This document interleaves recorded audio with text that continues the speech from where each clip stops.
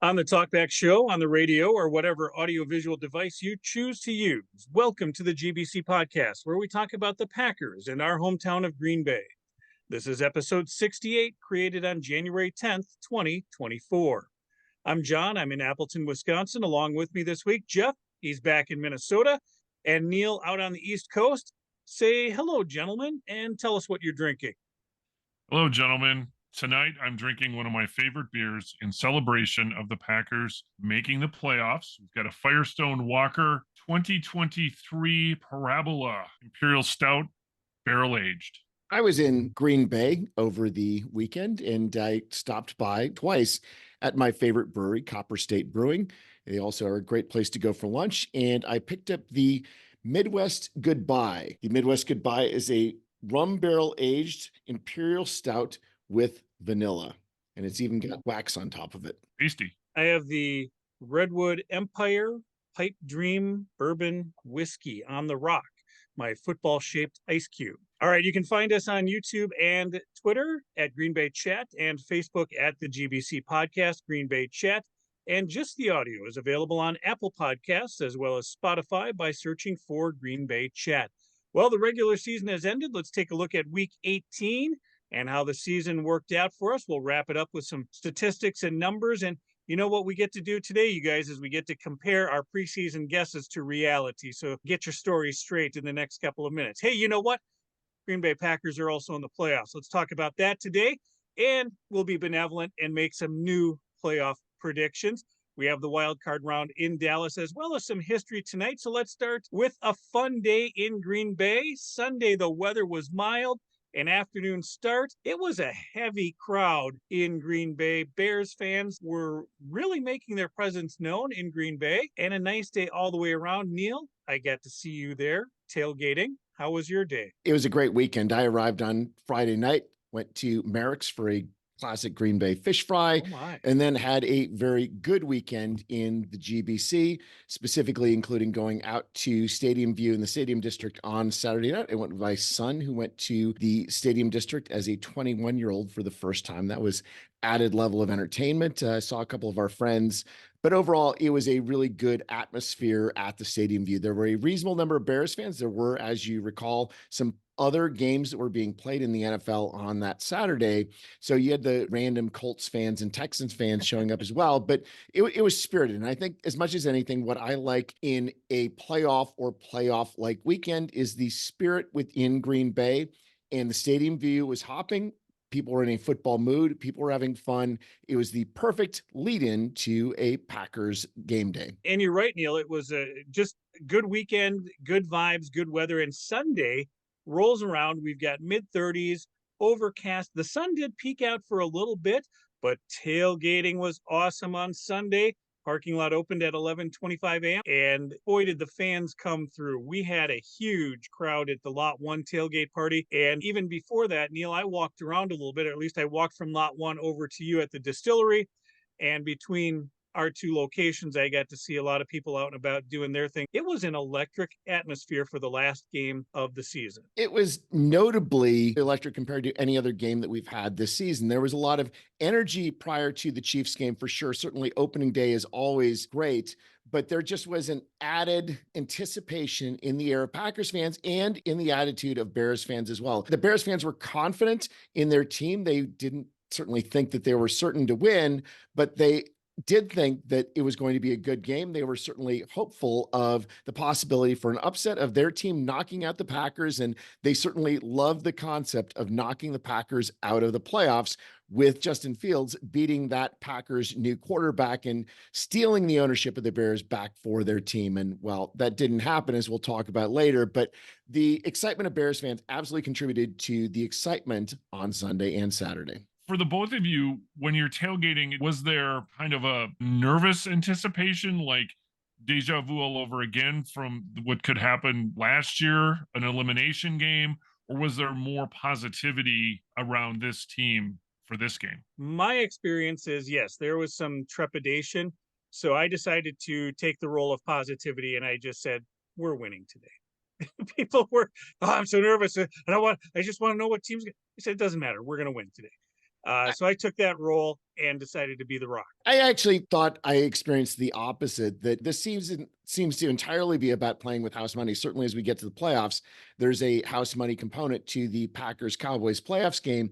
But I think even with the game against the Bears, I didn't sense the nervousness that John's talking about within the people that I was talking with. I think there was some level of confidence. There was the feeling that we were clearly the better team. There wasn't this, with the Lions last year, there was a recognition that it was a team on the rise, and there's no recognition that the Bears were a team on the rise in any sense.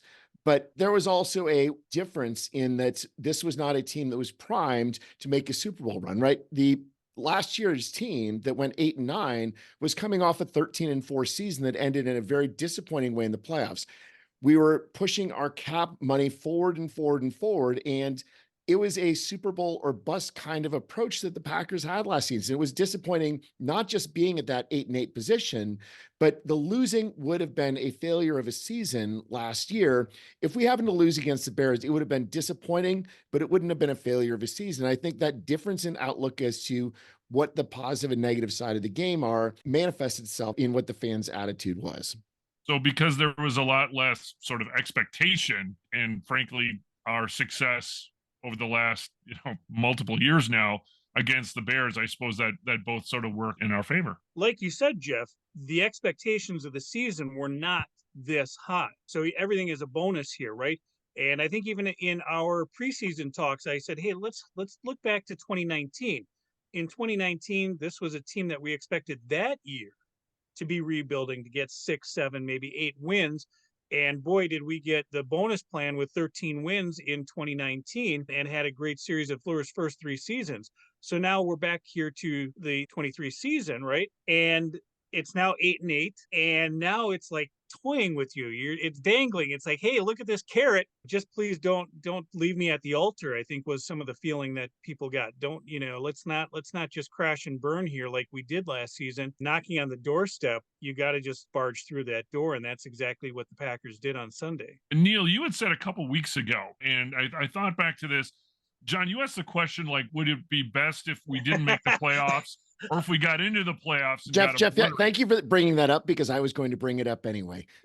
Yeah, no, and I was thinking the same thing. I was like, hey, okay, what does this mean for our Joe Barry scenario? Neil, take it away. I'm not thinking about it in terms of Joe Barry. In the end, this was about possibilities and about setting up this young Packers team for the future. It's about ending the season on a high note, or ending the regular season on a high note for Jordan Love and for all of these young players that we have, especially in the offense, but also the young playmakers that we have on the defense. This is about a team that is growing together and giving this team a taste of success, of accomplishing something, of winning a play-in game, doing something that last year's team couldn't do, and then making the playoffs and having their first taste of playoffs football. And it ended up being a perfect, in my view, finish for the regular season.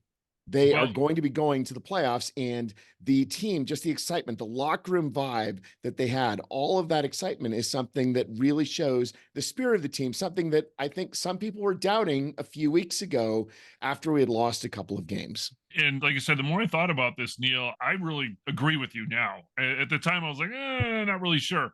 But yes, these last few weeks, the team not only has grown, but this experience now is invaluable. I mean, you can't teach this. You can't drop a scenario in practice or whatever to get this game day vibe going when they go to Dallas. And so, yeah, I mean, this is, I'd like to think how dynasties might be built, or at least success in the upcoming years is going to be built, right? So, and you said earlier, this is sort of house money. I mean, we'd like to see success, and hopefully we will.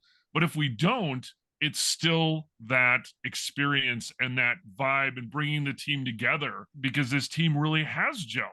And there has been a great deal of progress. I know we'll get into the numbers, but the last game of the season, we have a 300-yard passer, we have a 100-yard rusher, and we have a 100-yard receiver for the first time all year.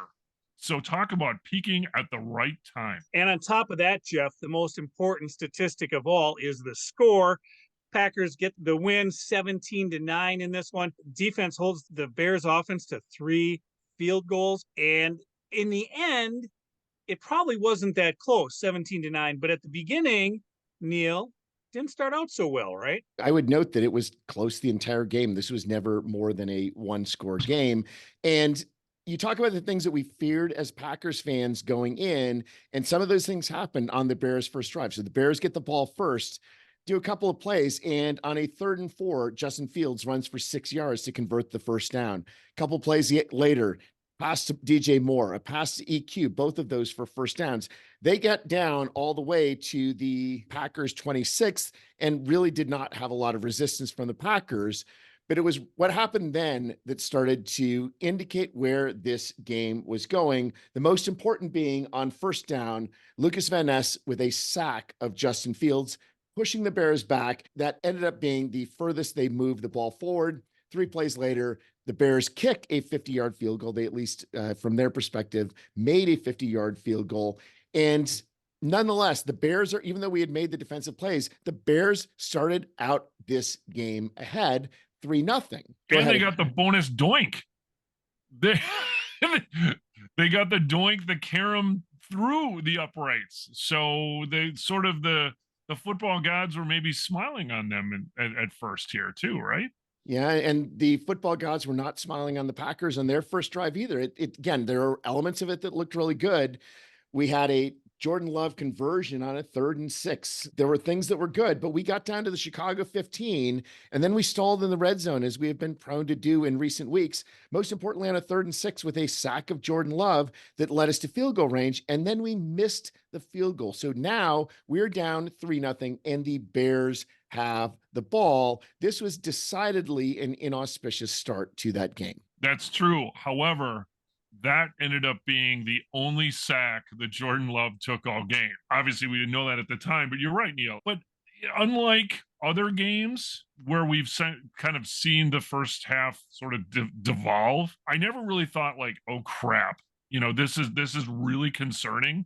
It was like, okay, this is inconvenient. And so fortunately, the defense, uncharacteristically for most of the year, stepped up. Yeah, the next drive, again, for the Bears started poorly. They had 2 consecutive first down passes, but then is when the defense started to turn things around. And it started with the last play of the first quarter, in which Justin Fields ran and Rashawn Gary had a tackle for loss. Ending that first quarter with negative yards for the Bears was the leading point for what was going to happen for the rest of the game. Immediately, the first play of the second quarter, Justin Fields is sacked for 8 yards on a 3rd and 6 by Devontae Wyatt. And at that point, they punt. And from that point on, the momentum had changed entirely. And I will agree with you, Jeff, that during the first quarter, it was, yeah, this is not ideal as far as the atmosphere within the crowd, but it wasn't a resignation in any sense. The crowd was loud all game, and it was just a non-ideal start. And I hope that came through on the TV broadcast, because it was a very electric atmosphere in Lambeau Field for a game that was, in the end, still just a regular season game. It was definitely loud coming through on the broadcast. And I think I'm sort of agnostic when it comes to Tony Romo, but he was like really hyped and was excited, it sounded like, to be there, and was feeding off the energy as well, I think, because yeah, it was just, the crowd was constantly loud, cheering at the right times. It seemed like a playoff atmosphere for a game that wasn't, and officially, but yeah, the fans really seemed to bring it. Just to summarize the first quarter being non-ideal. So the Bears ended the first quarter with a 3-0 lead. They outgained the Packers 64-52 yards. And Justin Fields in the first quarter was 6 of 6 for 55 yards, averaging 9.2 yards per attempt.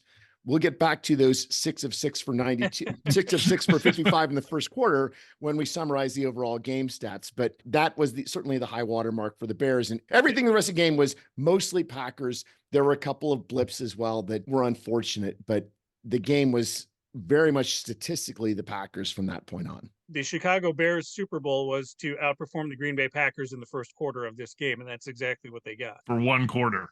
One quarter. So the Packers get the ball back after the Bears are forced to punt. And we had our longest drive of the season, an 11-play, 92-yard drive, included a big 32-yard pass to Reed, several other big conversions, including a 3rd and 5 pass to Bo Melton. Bo Melton again with a big game, some runs by Jones. It was something that was a very balanced game plan.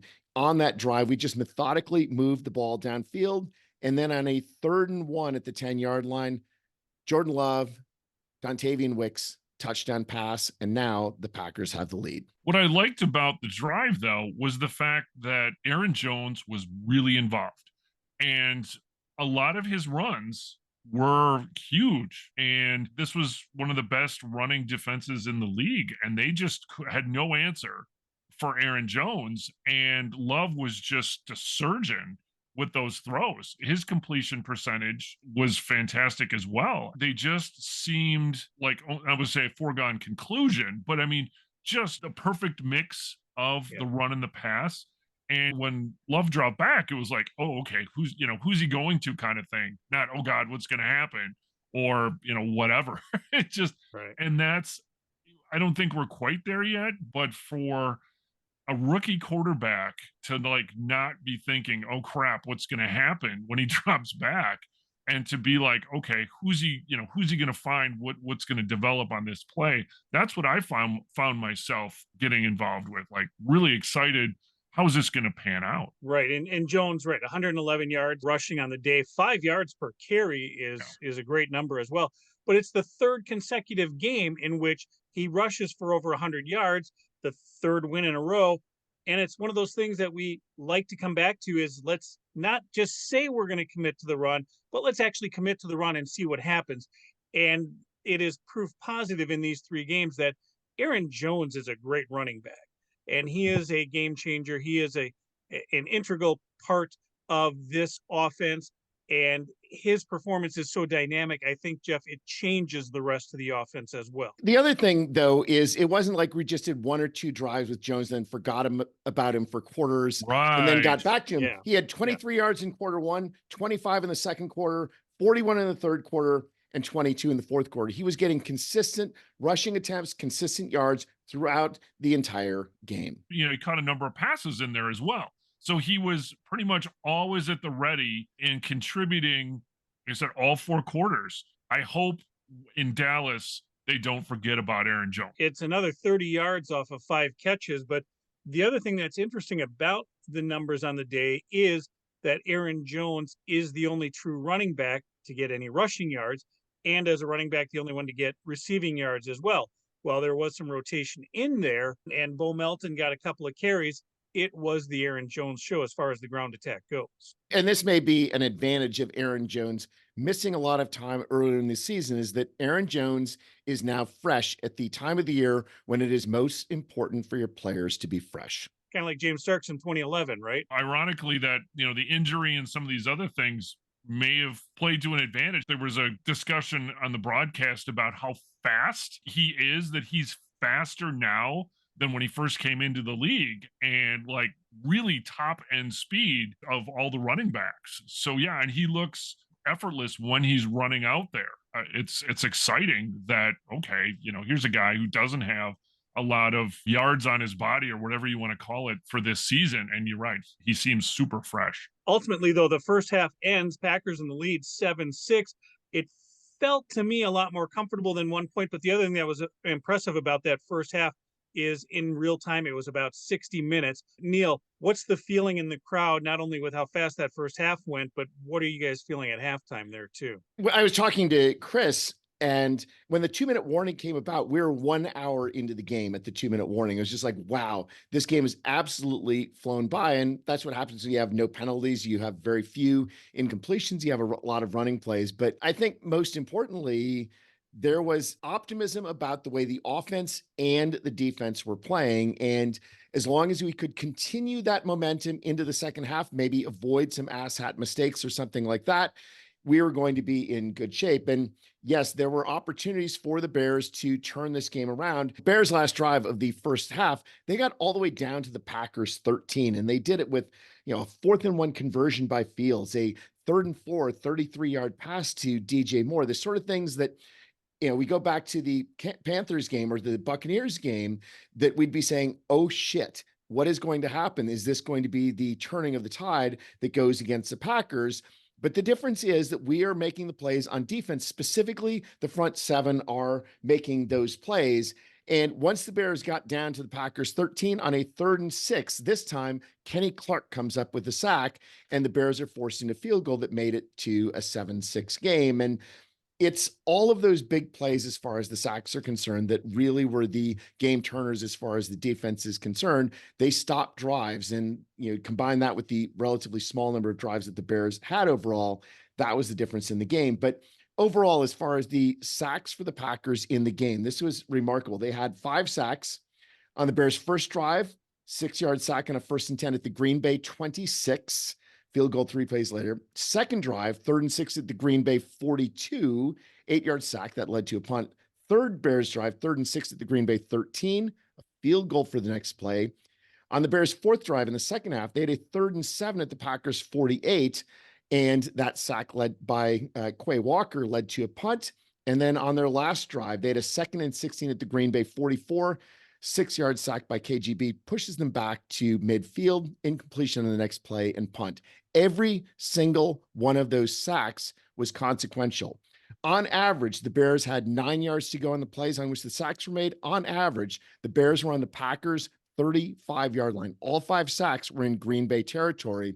They needed to move backwards. They needed to prevent the Bears from scoring points in a game that ended up only being an 8-point margin. Making those plays was central to those games and made up for some of the other things that we did not do well in completing drives in this game.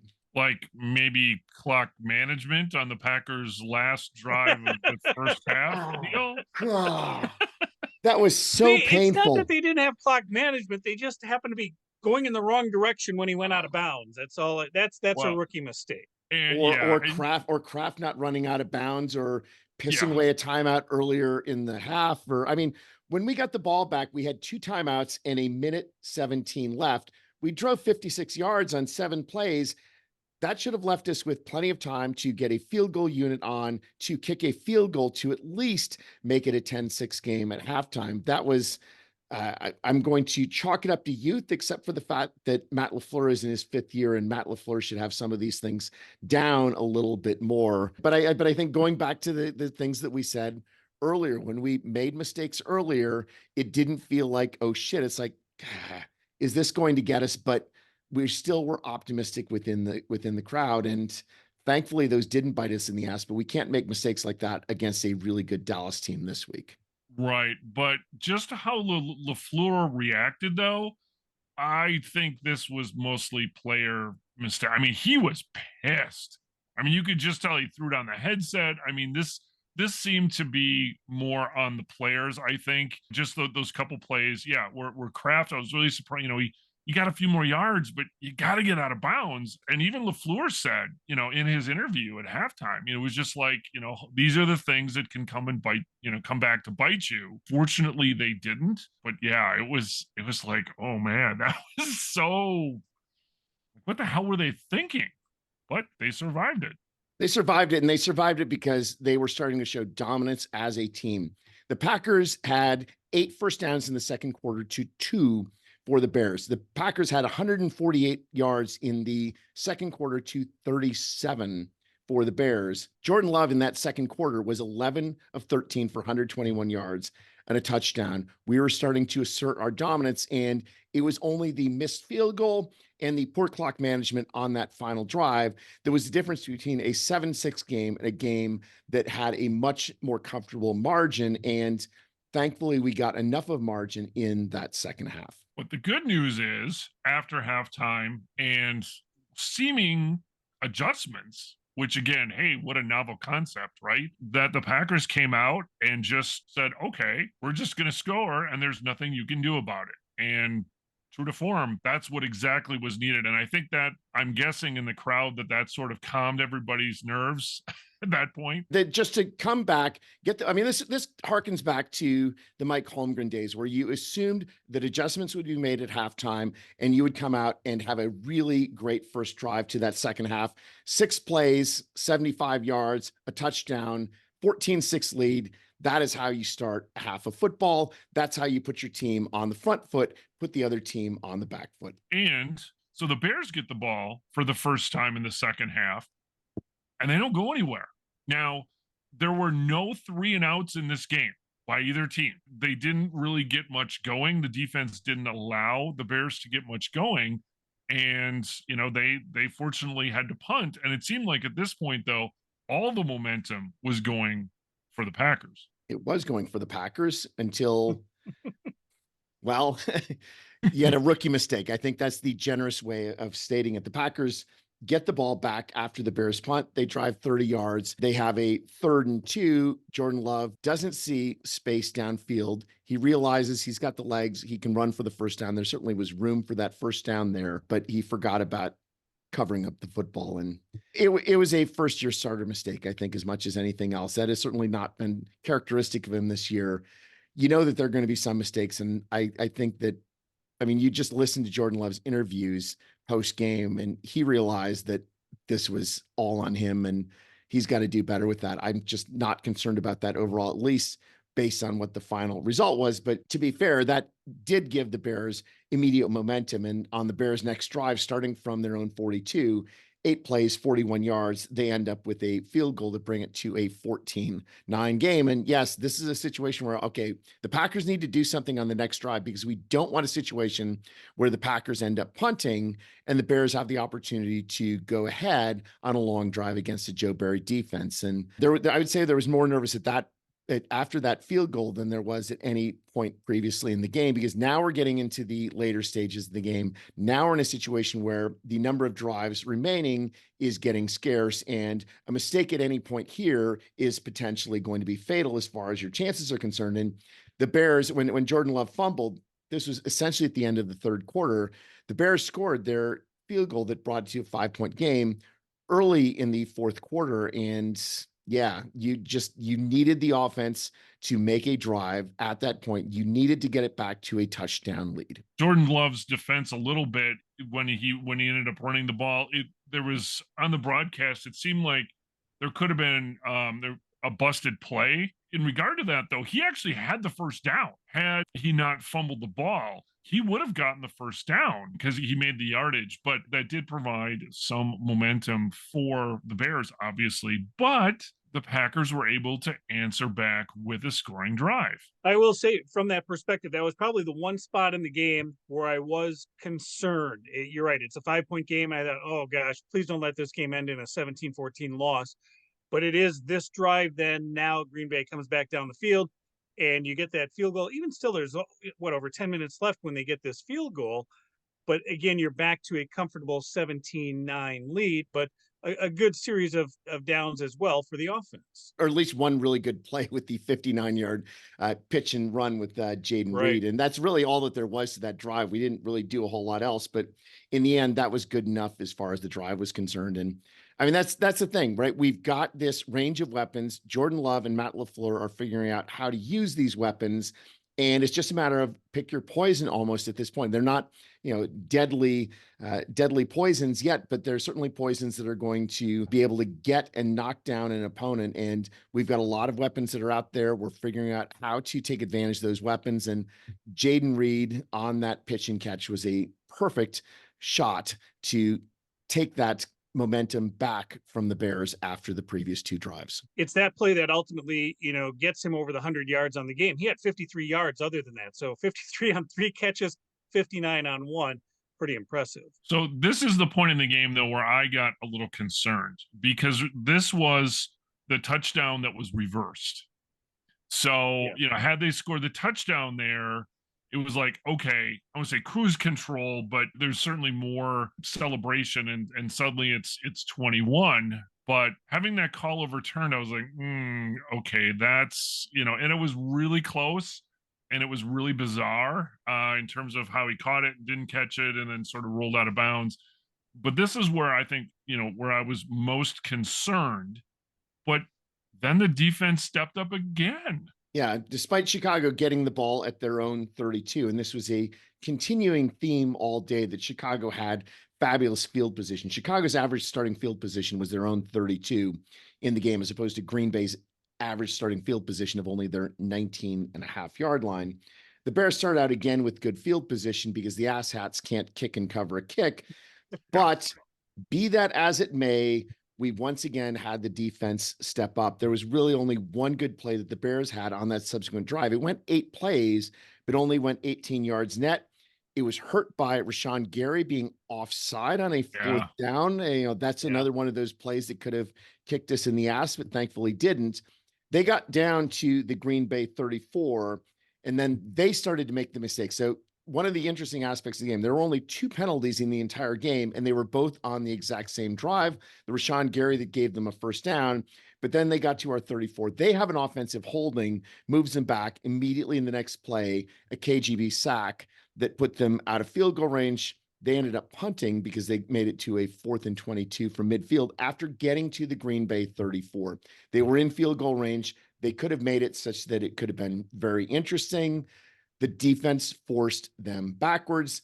They punted, and that ended up being the last Bears drive of the game. Again, this is something that we really hadn't seen all season. A lot of the rest of the season, the defense gives up at least a score, whether it's a field goal or a touchdown, and makes it really close. And that wasn't the case here. Now, the Bears, maybe, they could have gone for 4th and long. I was kind of surprised they didn't, but I think really the statement here, the Packers get the ball back. They're leading. They're at home. It's for a playoff. And they controlled the ball the rest of the game. That's huge. They get the ball back with 6:08 left to go on their own 6-yard line. The natural expectation is that you're going to play really conservative so you don't fuck up deep in your own territory and you end up punting the ball back. And yet that's what your expectation is. Any team starts at their own 6. That is exactly what you fear. Is the offense, the offensive plan is going to be, let's just not give them the ball in a very cheap way. They don't throw the ball downfield is what you expect. We started out on our own 6, and it actually got worse than that. We got moved back to our 3-yard line after Jones is knocked down with a loss of 3 on the first drive. And so what do we do after that? Yeah, Matt LaFleur says, no, we're going to win this game. A throw to Luke Musgrave, which was a sight for sore eyes for 11 yards. And then on 3rd and 2, a 15-yard pass to Jaden Reed. That moved us well out of the concerning range. It gave us the 1st down. And at that point, it was just Aaron Jones and maybe a little bit of Tucker Kraft to victory. But it was that gutsiness at the 2nd and 13 at your own 3-yard line to say, no, we're going to put the ball into our quarterback's hand and we're going to let him get us out of this predicament. We're going to let him lead us to victory rather than try to just protect the lead. It was leading the team to victory, and that's what Jordan Love did. And that is the future holds, as far as I'm concerned. Suddenly, we're not just trying to protect the ball, to run out the clock, to be conservative, where, between Matt LaFleur and Jordan Love, they say, okay, go win the damn thing. I don't know what was said. I don't care what was said, but it seems like that was sort of the theme. And they did. Now, the play for me, one of the defining plays was the long pass to Tucker Kraft. Now, that was... Jeff loves a tight end. Big fucking surprise. You know what? He had 2 tight ends today. But here's the thing. Romo actually had, I'll call it the audacity at this point, because I'm not sure if he's certainly hasn't earned it yet, but he called Tucker Kraft, had a little Travis Kelce in him. What he meant by that was that Kraft was, when he ran the route initially, he was kind of towards the sideline. And then once he found himself in space, he cut back inside where there was nobody, and Love hit him in stride, giving him the 1st down. And at that point, almost the game, but it was just like, that was huge because that was not the way the play was supposed to go, apparently. And yet they were able to, sort of like the Reed play earlier, the 59-yard. I mean, there's things happening on these plays now that they are a little bit off script, but they're not a gamble. They're getting on the same page. And again, this is a rookie quarterback, at least from a starting standpoint, and a whole bunch of 1st-year and or maybe 2nd-year receivers in some cases. That's gigantic. So again, back to Neil's point, so they get a kind of a bonus game going to Dallas to kind of continue to work on this, add game speed. But, oh, by the way, it's a playoff game now as well. The future is bright. Neil, wrap up this 17-9 victory for us. What else do we need to know? I told you that Justin Fields was 6 of 6 for 55 yards in the first quarter. In the third quarter, he was 0 of 0 for -3 yards because he took a sack. The only play that they did was negative. And overall, in quarters 2 through quarters 4, Justin Fields was only 5 of 10 for 93 yards with 4 sacks for 25 yards. So only 68 net yards passing over the final 3 quarters of the game, a 4.9 yard per attempts net for Justin Fields in the final 3 quarters of the game. In contrast, Jordan Love was only 4 of 6 for 37 yards in that first quarter, but over the final 3 quarters of that game, Jordan Love was 23 of 26 for 279 yards, 2 touchdowns, no interceptions, 0 sacks. That was essentially 3 perfect quarters of football for Jordan Love. The difference between these 2 quarterbacks is the difference between the game result. I've got one other as we're piling on for wonderful Jordan Love statistics. So the Packers were 7 of 10 on third down, which is pretty darn good. Jordan Love was 7 of 10 on third down. All the first downs that were made on third down were passes by Jordan Love. And these were not, passes 2-3 yards down the field, the dink and the dunk. I mean, these were 10, 15-yard completions. So weird game overall. As we mentioned, we've 2 accepted penalties for a total of 15 yards, 1 turnover. So the Packers actually lost the turnover battle. They never punted. Neither team had a 3 and out. There were only 13 total possessions.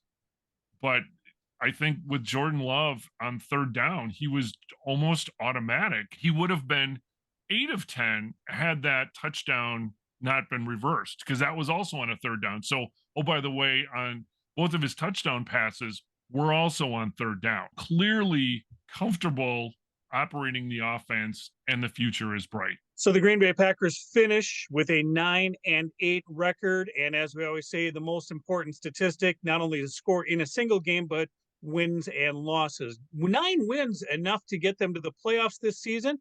We're going to talk about that. But let's take a look at some individual numbers in particular. How about Jordan Love, who had a really spectacular season in his first year as the full-time starter? Jordan Love, 372 completions on 579 attempts, 64.2% completion percentage. If you remember some of his completion percentage numbers at the first half of the season, he's really good as far as his overall completion percentage numbers.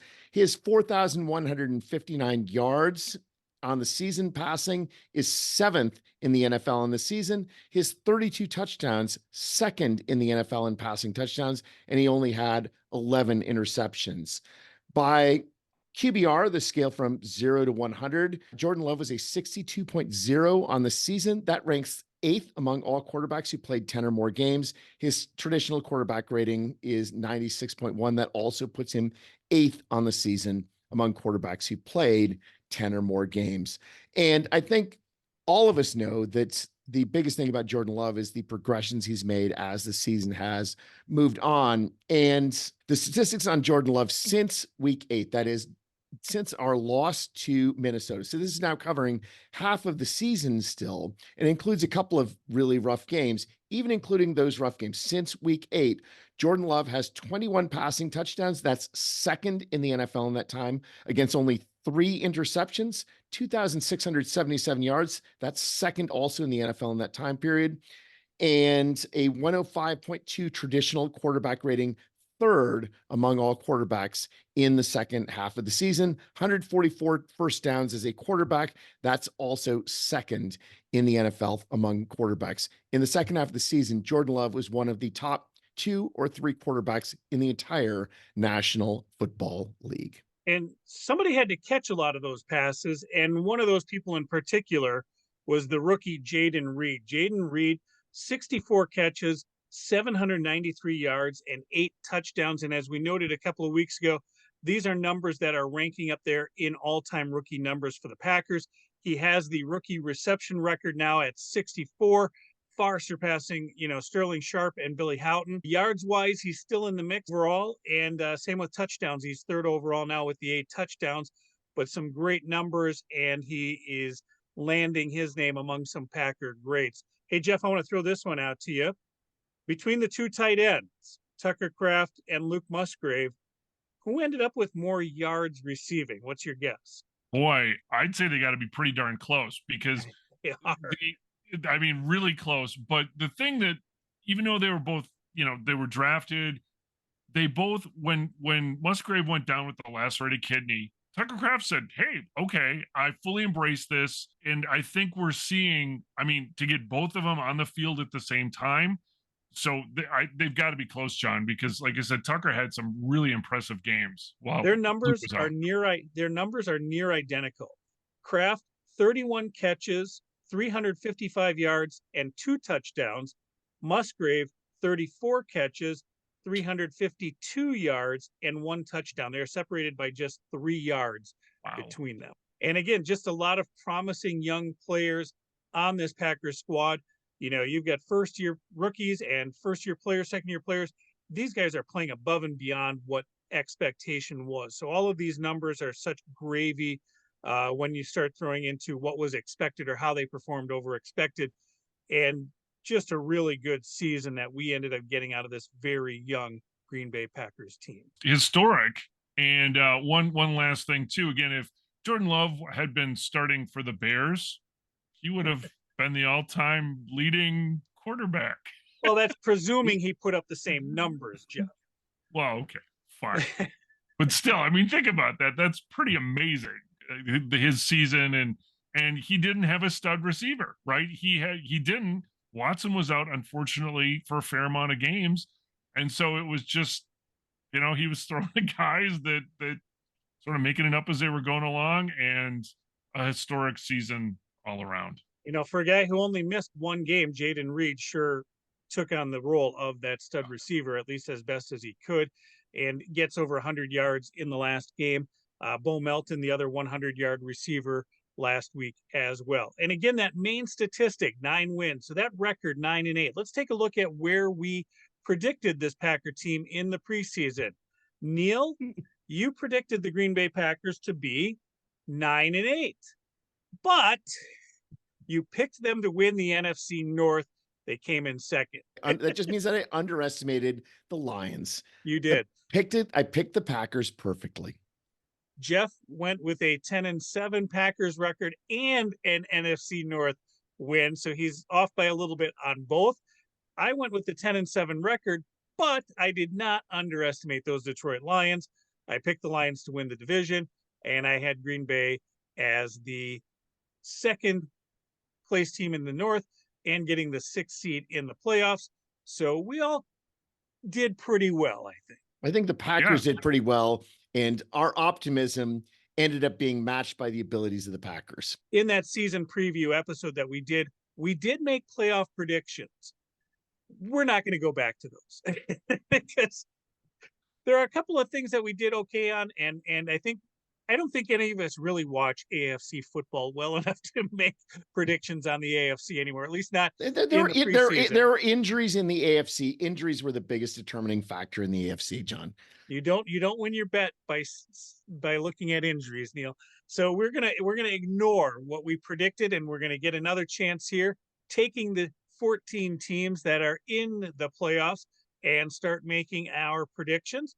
I can tell you right now, mine end up pretty similar to what I originally had. I just made a few adjustments with the teams that are in. So taking a look at what I put together with what we have, I'll just break it down. The other thing that's interesting this weekend is the 3 AFC games are first and the 3 NFC games are second. Usually they go back and forth or at least stagger them a little bit. It's kind of an interesting weekend coming up.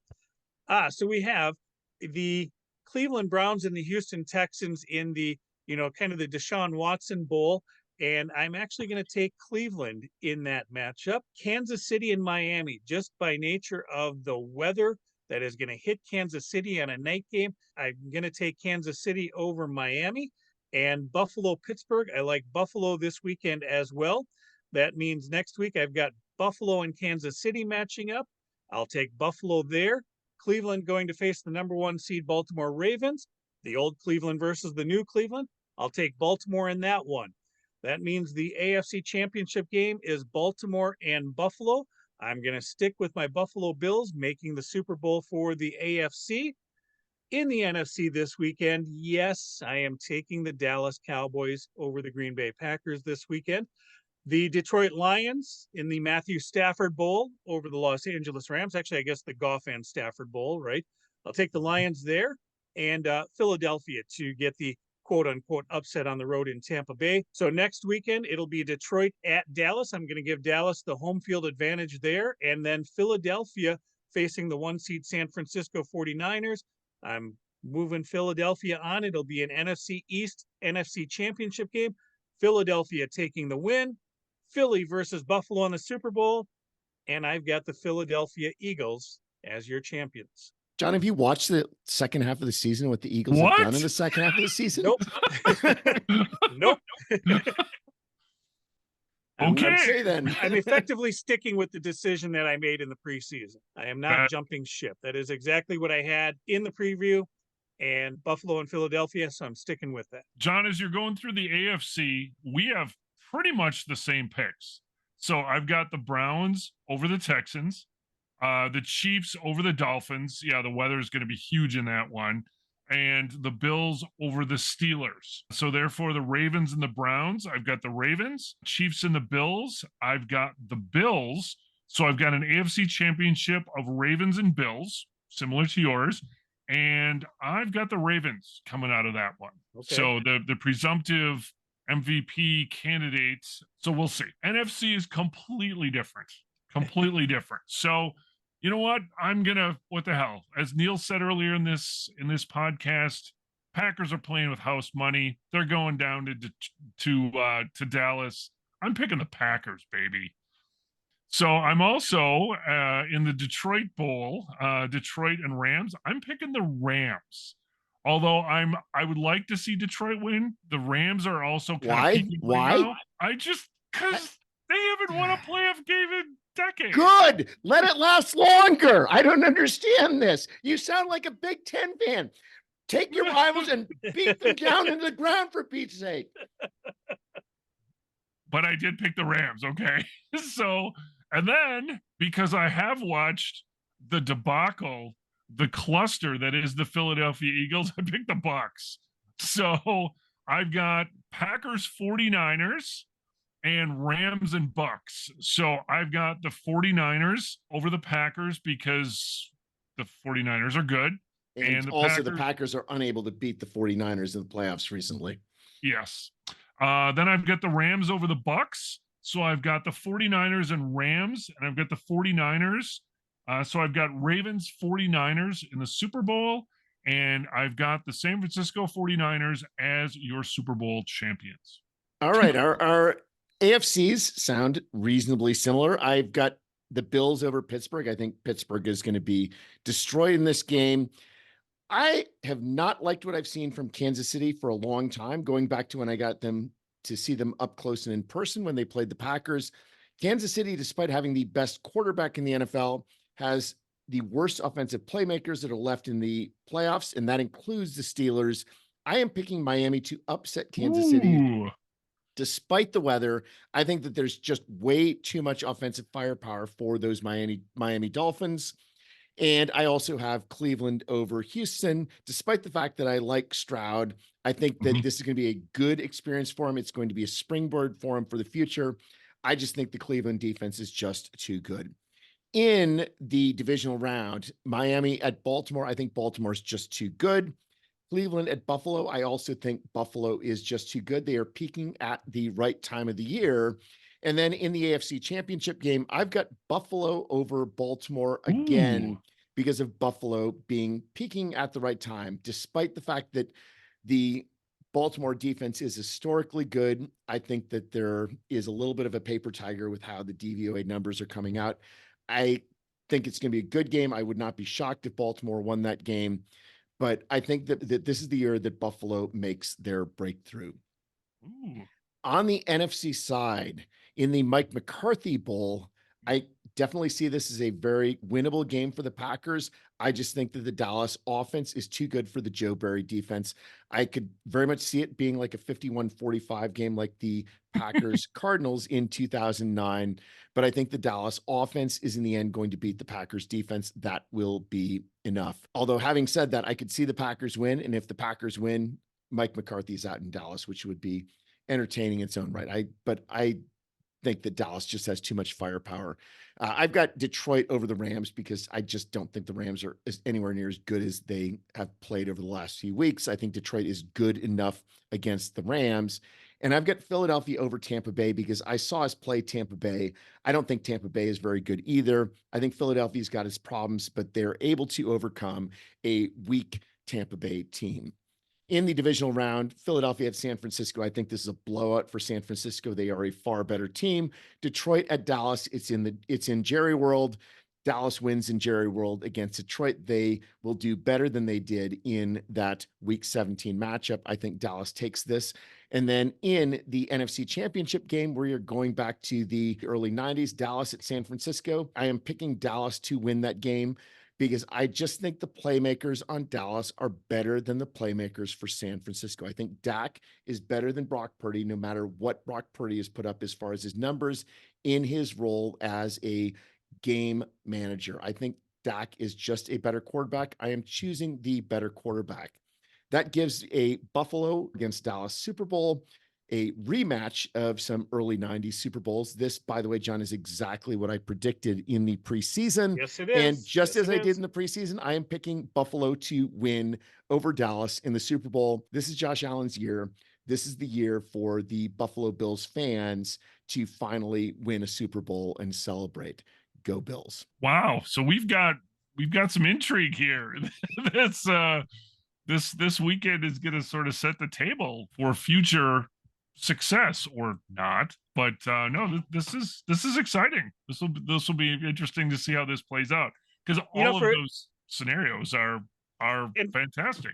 And for as much as I kind of dismissed our preseason predictions, we all stick with the same team in the Super Bowl in Buffalo, Philadelphia, and San Francisco. So we'll see how well we do over the next couple of weeks. That means that it is wild card weekend. And of the 6 games this weekend, there's really only one that we care about, and it is the Green Bay Packers at the Dallas Cowboys. Sunday afternoon, 3:25 Central Time is the kickoff. Neil, I know you want to just compare all of those season-long statistics, Packers versus Dallas. Yep, he's got the Oh, jeez. Neil has his own dope sheet that he puts together for all of these games. So Neil, break it down for us. What's Sunday going to look like?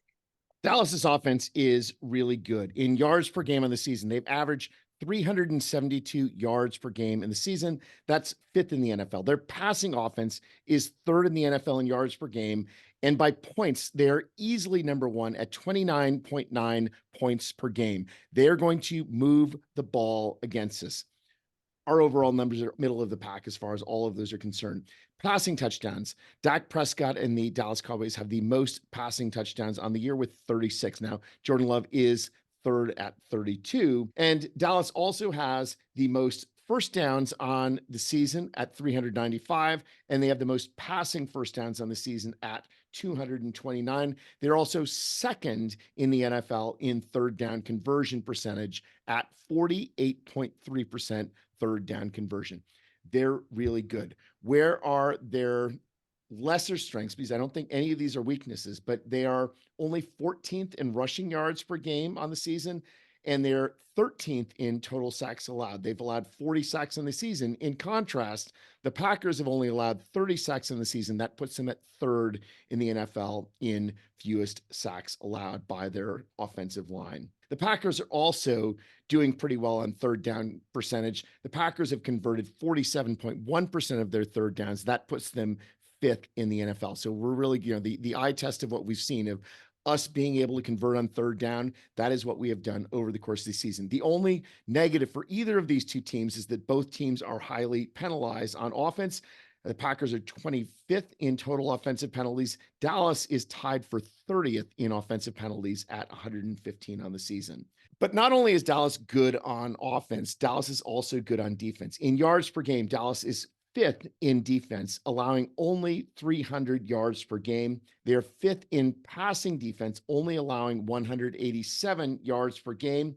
Fifth in points allowed, only 18.5 points per game. So there's an 11-point differential in Dallas between their points scored on offense and their points allowed on defense. They have been dominant in a large number of games. Where is their, again, not weakness, but the potential opportunities? Dallas is only 16th in rushing yards allowed per game at 112. And hopefully we're able to exploit that. Hopefully Matt LaFleur remembers to keep feeding Aaron Jones the ball, no matter what the situation. In contrast, I hope that Mike McCarthy forgets to feed Tony Pollard the ball, because although the Packers are 17th overall in yards per game, they're 9th overall in passing yards per game. They're 28th in rushing yards allowed per game. That is what we know and what we've seen over many, many games. We are not good at stopping opposing rushers, but Mike McCarthy, as we know, is very prone to forget about running the ball in the playoffs. Let's hope we see playoff Mike McCarthy again. As far as other numbers are concerned on defense, I think there are two that I really want to emphasize. As far as quarterback rating is concerned for opposing quarterbacks for defense, Dallas is sixth. They're only allowing an 80.8 quarterback rating against opposing quarterbacks. The Packers, in contrast, are 25th, allowing a 94.7 quarterback rating for opposing quarterbacks. And third down percentage, Dallas is not quite as stout on third down. They're 14th. They're allowing 37.4%. Green Bay is 25th, allowing 41%. So there are a lot of strengths as far as Dallas is concerned. We need to play a really good game overall. And things that might come into play are things like special teams and turnovers. Dallas, unfortunately, is second in the NFL in field goal percentage at 94.7%. Anders Carlson is 24th at only 82%. So 95% versus 82% for the kickers. On field goals, extra points, it's 94% versus 87%. Dallas is also good at turnovers. They are second overall for the fewest giveaways. They're 12th for takeaways. The Packers' strength has been not giving the ball away, because we've been not good at taking the ball away. Specifically, we only have 18 takeaways on the season. Yeah, I'm glad that you aren't going to rest your hat on special teams and takeaways. The Packers with only 7 interceptions on the season, but we've already put it in the book. Neil, you and I have Dallas coming away with a victory here this weekend. Jeff, even after hearing all those numbers, you're sticking with Green Bay this weekend.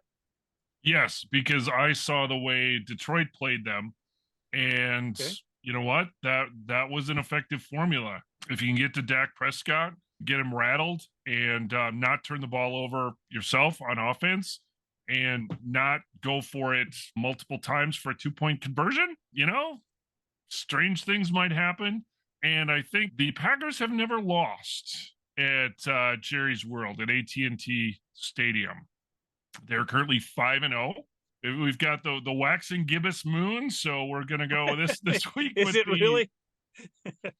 We're gonna go with AT&T, the luck of AT&T Stadium on this one. So who knows what'll happen, but looking forward to a fun game. I think the thing for me that in the end pushes things over, it's not just the overall numbers. I think right now Dallas just has bigger stars, and when you get to the playoffs, it's the bigger stars who end up being the dominant player. Dak was a little bit better than Jordan Love, even recently. Third in the NFL in passing yards at 45-16. First in the NFL in touchdowns.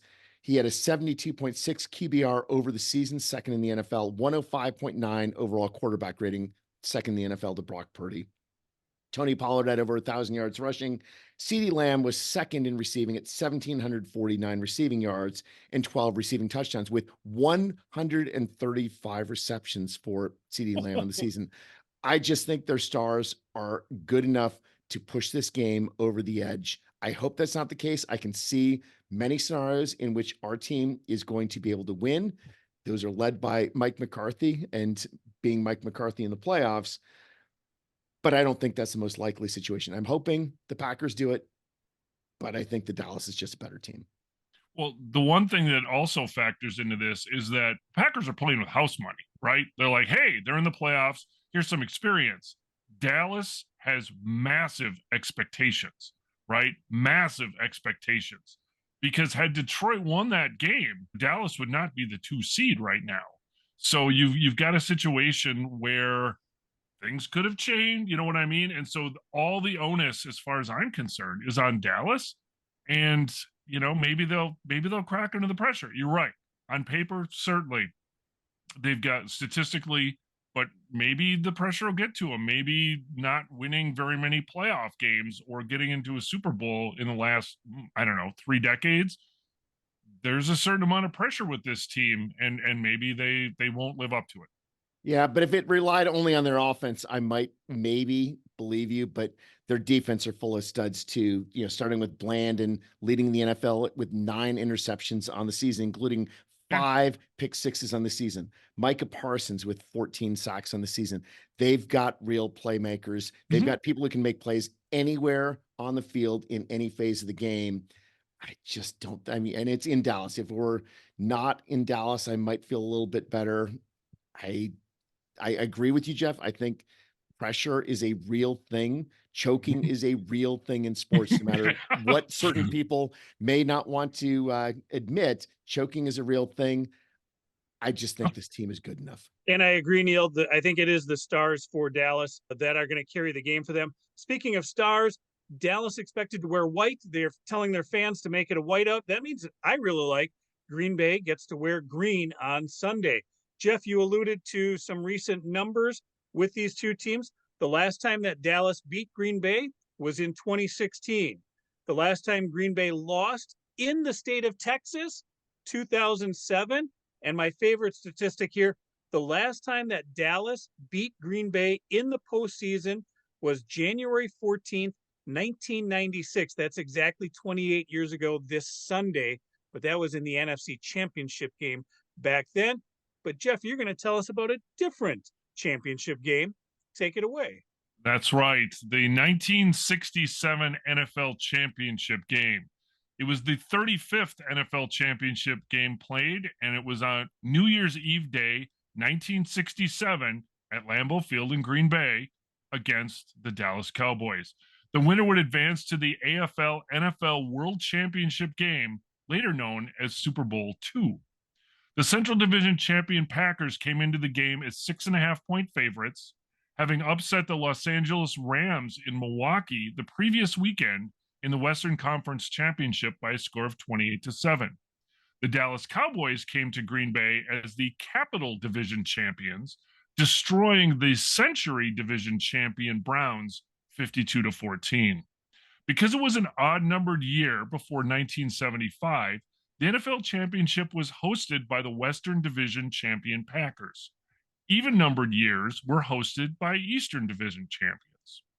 The game was a rematch between familiar foes, as Green Bay had met the Cowboys in Dallas the prior year for the NFL Championship, with the Packers winning 34-27, propelling them to Super Bowl I.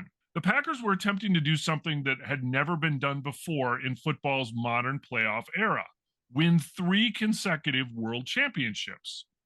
Expectations were unbelievably high as Tom Landry and the Cowboy Doomsday defense met the Lombardi run-to-daylight Packers. The forecast was for cold weather in Green Bay with a high around 10 above zero. Not ideal, but playable. There was talk of postponing the game until Monday, but the NFL was told that it would be even colder if they waited or postponed the game. Unfortunately, the Arctic front arrived earlier than expected, and there was no backup plan. Therefore, kickoff on Sunday was just after 1 p.m. with an air temperature of around minus 13 degrees below zero, with wind chills consistently around minus 35 degrees below zero. To make matters worse, the Packers had installed a special turf heating system that caused the field to flash freeze on the surface once the tarp was removed due to moisture that had formed underneath the tarp before the game. The field only got worse during the course of the game, freezing solid and becoming very slippery. The game, known as the Ice Bowl, began with 2 quick touchdown passes from Bart Starr to Boyd Dowler for a 14-0 lead. Green Bay's defense held Dallas to just 2 first downs and 42 yards in the first half but because of 2 Packer fumbles in the second quarter, the lead was cut to 14-10 at halftime. Neither team could generate much offense in the brutal conditions, but on the first play of the fourth quarter, Dallas took a 17-14 lead on a 50-yard halfback option pass by Dan Reeves. With just under 5 minutes remaining in the game and Dallas still ahead 17-14, the Packers started their final drive from their own 32-yard line after a Dallas punt. With the sun dipping low on the horizon and the air temperature nearing 20 degrees below zero and a wind chill around 50 below zero, Green Bay's offense methodically moved the ball down the icy field, mixing running plays, short passes, and even a gadget play to reach a 1st and goal at the Cowboy 1-yard line. 2 running plays up the middle to Donnie Anderson both were stopped short as he slipped before reaching the end zone. The Packers called their final timeout with 16 seconds remaining, facing a 3rd and goal from inside the 1-yard line. Starr told Lombardi during the timeout that the running backs were slipping, and since he thought the linemen were getting some footing on the icy field, he thought that he could sneak in. Famously, Lombardi barked, "Then run it, and let's get the hell out of here." In the huddle, Starr called a short yardage play, Brown right 31 wedge, that used a double team block to open a hole on the line for a fullback. He did not tell anyone in the huddle, however, that he was planning to carry the ball on a sneak himself. Following behind the blocks of Jerry Kramer and center Ken Bowman, Starr lunged across the goal line for the lead and a 3rd straight NFL title. It will almost certainly be warmer in Dallas this Sunday, but the stakes will be almost as high. Can the Packers win a playoff game on the road with many of the starters never having even started or played in a playoff game? I think so. You know, there's an addendum to that story. In those famous pictures, Jim Grabowski is trailing behind Bart Starr, and he's putting his hands up. And once upon a time in the NFL, aiding the ball carrier was a penalty. It was a 15-yard penalty. And the officials actually called that one very tight at that time. So the tush push, the love shove wasn't going to happen in this game. And according to Grabowski, because like you said, he thought he was getting the ball. He was full speed ahead to get the ball and go into the end zone. And when he realized Starr goes with it, he's throwing his hands up, not saying touchdown, but to say to the officials, I'm not helping. I'm not helping. And there was no penalty called on that play on the Bart Starr touchdown. Another amazing thing about that game, as far as just how brutal it was, as far as the play was concerned, there were 6 total fumbles, 3 for each of those 2 teams.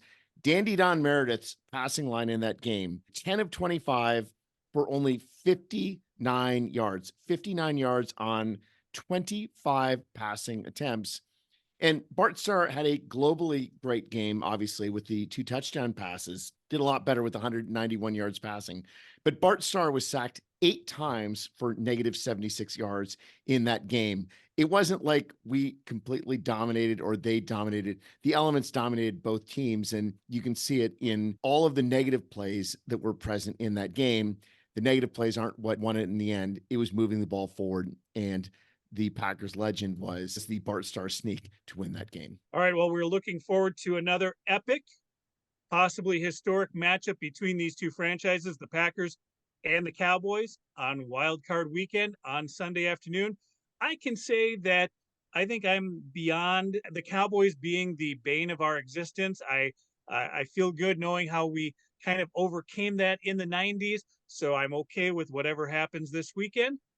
What are your final thoughts? Since I'm the only one who predicted a Packers victory, this experience and the invaluable time that the Packer rookies and mostly second-year players, at least on offense, they get a chance to experience this, to sort of taste it, to whet their appetite.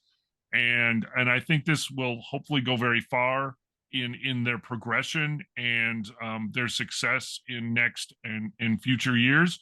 You know, I'm hoping for the best here. I'm optimistic, but they're peaking. And with the pressure that the Cowboys have, it's going to be an interesting game. I mean, if the Packers win, it sets them up to go to San Francisco, which sort of is the bane of our recent existence. So that's a whole other conversation, obviously, for next week. But I'm optimistic, and I would love to see the Packers win. I obviously am hopeful for the Packers. I think our offense can compete with the Dallas defense. I think that we are going to see a lot with having all of our potential playmakers back on offense. The only Packer who did not practice today was A.J. Dillon. So seeing that full complement of receivers, seeing Watson, seeing all of the growth that we've had in our receivers, seeing 2 tight end sets, I think our offense is set up really well. As I said, I'm concerned about our defense, but there are 2 possibilities for the results of this game. One is that we figure out a way and find a way to win, and that grit in figuring out how to win games is what leads to championships down the road. That would be incredible. And I do think it is certainly within our wheelhouse to be able to win this game. But the other possibility is that we lose. But the outcome of this is the Packers want to win even more. And it sends them into next season with an absolute focus on making that next step, on making that leap, doing the things towards becoming a team that competes for championships, that competes for Super Bowls. Either of those is a great outcome. I'm looking forward to whatever the Packers do in this game. Go Pack, go. And we will be back next week to talk about those results, whatever they may be. In the meantime, if you're watching us on YouTube, please hit the subscribe button, leave a comment. You can also subscribe on Spotify as well. And you can find the GBC podcast at Green Bay Chat. That is all one word. We're on Twitter, Instagram, TikTok, Snapchat, Apple Podcast, and Spotify, and on Facebook at the GBC podcast, Green Bay Chat. And may you fully appreciate the magnitude of your impending good fortune.